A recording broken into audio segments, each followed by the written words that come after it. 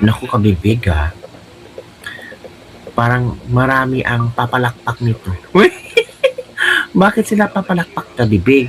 Kasi balita-balita ngayon ang pinag-uusapan sa kabilang parlor kabibig habang nasunog ang kulot na buhok habang nagpapariban ang tinatawag nating si Lolo. Naku kabibig, karma na ba ito ni Ombudsman Boying Rimulya?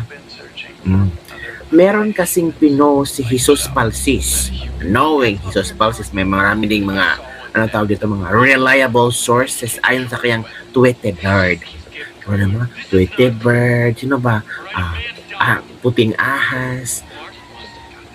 Sana may nagsabi ayon sa aking mga crocodiles. Sa mga ganun ba? ayon sa height ng mga crocs, mga ganun ba? Ayon daw sa Tweety Bird ni Jesus Palsis, Ombudsman Rimulya ipapa-impeach ng mga kongresista. Uy! Totoo ba ito kabibig? At itong mga kongresistang ito kasama ang ilang religious groups. Halaka! Naku po! Bakit kaya ipapa-impeach na si Boying Rimulya? Ano kaya ang posibleng rason kabibig? Comment down below. Kasi ang mga supporters ni Rimulya, nakikita na si Rimulya mabait, talagang may paninindigan, fair lang daw si Rimulya. Pero yung ibang mga bashers ni Rimulya, nakikita na nga very unfair, selective justice ang ipinaiiral ni Rimulya. For example, si Sandro Marcoleta, nadamay na si Mike Defensor, yung mga nagbigay ng donasyon kay Sandro Marcoleta. At nagsampa sa araw na ito ng non-bailable plunder na. Nagsampa na talaga ang ombudsman kabibig. At naghihintay na lang ang PNP na ma-release na ang warrant of arrest para kay Marcoleta, Senator Marcoleta at ni Mike Defensor at ilang mga nagbigay ng donasyon kay Marcoleta kabibig. Nako. Excited na ba ang iilan na makita si Marcoleta na makulong? Hindi ako excited. Kasi sa lahat ng politiko itong si Marcoleta talaga, grabe ang talino. Talagang hindi mo talaga ito mabudol-budol. Hindi ka pwedeng magsinungaling sa harap ni Marcoleta kasi alam niya ang mga sinasabi mo at talagang, magbabaon ka ng nosebleed talaga. Ito kabibiga, ito daw ang chika ngayon tungkol kay Boying Rimulya. Ako, ito kabibig, i-share ko sa inyo kabibig. Ito yan. Clavano, any attempt to impeach Ombudsman Boying Rimulya is ridiculous daw. Bakit napag-comment si Clavano dito? Ombudsman Boying ipapa-impeach? Assistant Ombudsman Miko Clavano said it would be ridiculous. Bakit ridiculous kung pwedeng ma-impeach? Kung si BP Sara, okay lang, walang komento na anong ridiculous o gano'n. Kung si Boying man, pwede naman. Wala naman problema kung ipa-impeach si Boying. Basta, pag ma-impeach si Boying, dapat niya grounds for impeachment, talagang suportado ng mga ebidensya. To file an impeachment complaint against Ombudsman Jesus Rimulya, noting that such a move may be an act of the guilty. Hindi naman pwedeng gano'n. Kayo talaga, kung kayo ang ma-point out, guilty na or ridiculous. Clavano made the statement in response to a rumor that an impeachment complaint against Rimulya is being circulated among members of the House of Representatives. Halaka, ang mga kongresista pala ang gustong ma-impeach si Boying Rimulya. Political commentator Jesus Falses cited a source as saying that the complaint is being supported by some religious groups. Falses questioned such a move, asking if it was really about accountability or revenge. Take note, if you still remember, diba, sabi ni Boying Rimulya or ni Clavano na hinihinga nila ng salin ang mga kongresista, lalo ng yung mga contractors. Pero ang tagal na magbigay ng salin. Nako. Remulla recently received criticism from Iglesia ni Cristo after he announced the filing of a plunder case against Senator Marcoleta over an undeclared 75 million donation. The INC called it selective justice, which Remulla denied, saying his office only follows the evidence. O ito ang komento ng mga netizen. Sa 2028, antay ka lang may impeach din yan. Mag-Game of Thrones kayo. Relax ka lang sa 2028 pa. Yung aso, may sariling aso din. Allegedly, Remulla is just following the script from Malacanang. Huy, abogado ka, attorney. Ito kasi yun kabibi. I-share ko lang sa'yo ha. Ito pala yung post ni Jesus Palsis. Saan kaya galing ito ni Jesus Palsis? No? According to Twitter Bird. Ito kabibig oh. Ito yan kabibig. Ayan. Ito na. Hindi yan. Ayan. Oo. Oh. Sabi ni Tweety Bird, an impeachment complaint against Ombudsman Boying Remulla is being circulated among some congressmen and the move is supported by some religious groups. Suspicious timing. Real accountability or revenge. Sabi nito, the impeachment complaint alleges as soliciting or receiving bribes from those who don't want to be prosecuted. It also involves allegations of parking fees. Ooh, I haven't seen the evidence so I can't say if it's legit or just a demolition job. But the timing is suspicious. Let's remain vigilant. Oh, yan ang sabi ni Jesus Falsis. Naku kabibig, ikaw ano ang iyong komento hinggil dito? Totoo kaya ito kabibig na sasampahan ng impeachment complaint si Ombudsman Boying Remulla? Pero sabi ni Clavano, this is ridiculous. Ang magsampa ng kaso, guilty. Hala ka.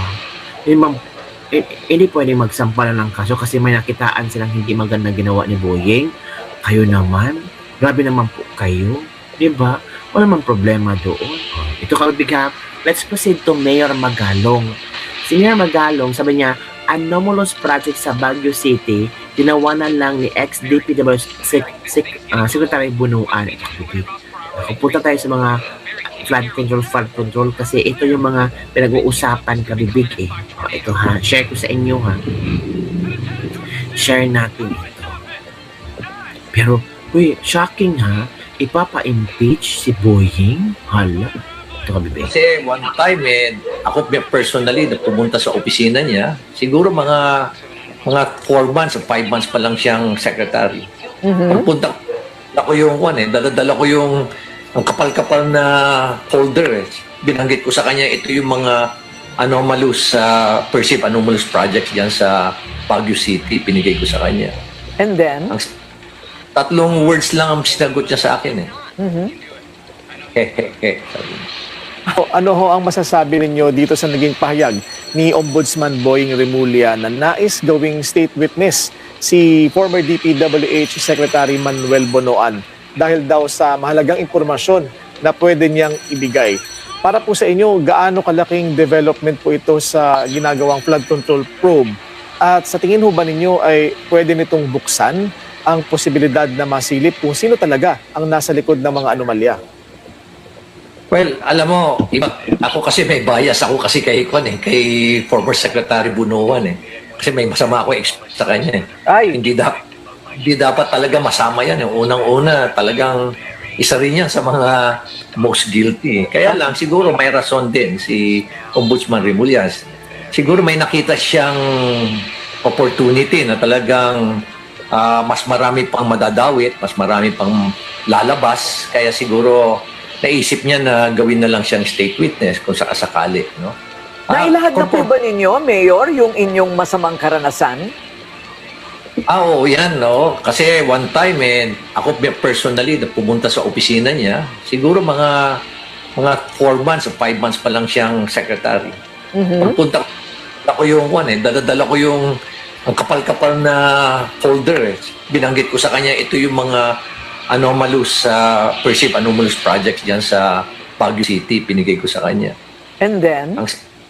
3 words lang ang sinagot niya sa akin Hehehe, sabi niya. Ganun po. Ganun po. So, pagkatapos nun, wala na kayo narinig at wala na pong naging pag-usad sa pinapaimbestiga po ninyo. Walang nangyari. Walang nangyari. Kaya nga talaga ako, na-frustrate ako eh. At no, istigan din namin siya sa ICI, para kami nakipag-usap sa janitor na wala siyang kalam-alam. Sabi ko nga sa kanya, billions were lost. Nung time ko na nagtanong sa kanya, Mr. Secretary, billions were lost. And you're telling us that you know nothing about it. Did you ever conduct an investigation? Sabi ko. So, Mayor, given that, would you urge government or the executive not to push through with its plan na i-discharge at gawing state witness si Secretary Bonoan? Well, hindi ko kasi alam. Mahirap kasi magsalita ng ganyan, Willard, na basta-basta sasabihin ko na lang. Kasi sa perspective ng ibang investigador, katulad ni Ombudsman Boying, baka may nakikita siyang opportunity. Kasi nga, alam mo, hanggang ngayon, konti pa lang ang nakukulong. Talagang konting-konti lang. True. Hindi pa yung talagang mga deeply involved dyan sa anomalya na yan. Tama. Pero for me, Bonoan, yung state witness, wag na. Damay-damay mo na. Ano mo na, Bonoan, idamay mo na lahat. Lahat, magsalita ka na, Bonoan. Ilaglag mo na tayo. Pero sabi naman iba, mas maganda maging state witness si Bonoan kasi protektado siya. At the same time, hindi siya matatakot ilabas lahat ng nalaman niya. Diba? So sana, hindi scripted yung mga statement niya. Kasi mahirap naman kung maging state witness tapos scripted yung tapos walang bisa si Martin. O, diba? Ang pangit naman. Martin, hindi daw. Totoo. Bakit ang nag-iimbestiga ang siyang kinakasuhan? Bakit ang naglalantad ng katotohanan ang siya nilang pinag-iinitan? Hindi po ba't ang COMELEC mismo ang nag-absuelto kay Marcoleta sa isyung ito? Hindi po ba pinatunayan na ng COMELEC na walang nilabag na batas si Marcoleta sa natanggap niyang pinansyal na tulong mula sa mga pribadong individual? Kung ang pagtanggap ng campaign funds ay basihan ng plunder, bakit si Marcoleta lang? Tama. Single out. At bakit hindi si former Speaker Martin Romualdez? Allah ka. Kalibig ko. Ang katotohanan, ayaw po nilang lumabas ang katotohanan. Ayaw po nilang mapanagot ang mga mastermind. Kaya gagamitin po nila ang kapangyarihan ng ombudsman. Gagamitin po ang sandigang bayan upang takutin, upang patahimikin, upang buksain ang sinumang magsisilbing hadlang sa kanilang kabuktutan. Napakasama!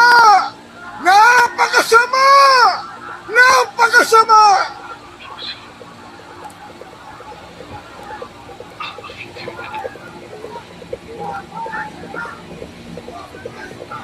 Mga kaibigan at mga mahal na kababayan, tandaan po natin, ang selective justice ay hindi po katarungan. Ang selective justice ay injustice! Ayun, kabibig ha. Parte yon sa isang speech sa INC. Mga matataas na tao sa INC. Nagbigay sila ng speech. Nakabibig. Kung totoo mo itong ipapa-impeach ng mga kongresista, si Boying Remulla, naku. Ayun. Tingnan natin kabibig kung kaya ba na maiilang kongresista.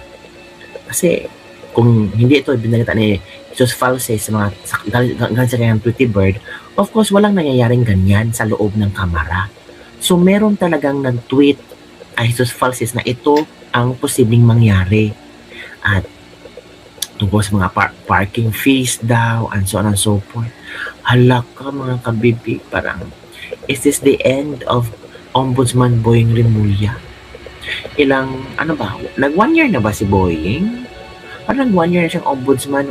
Si Boying kasi ang piniling ombudsman ni DDM.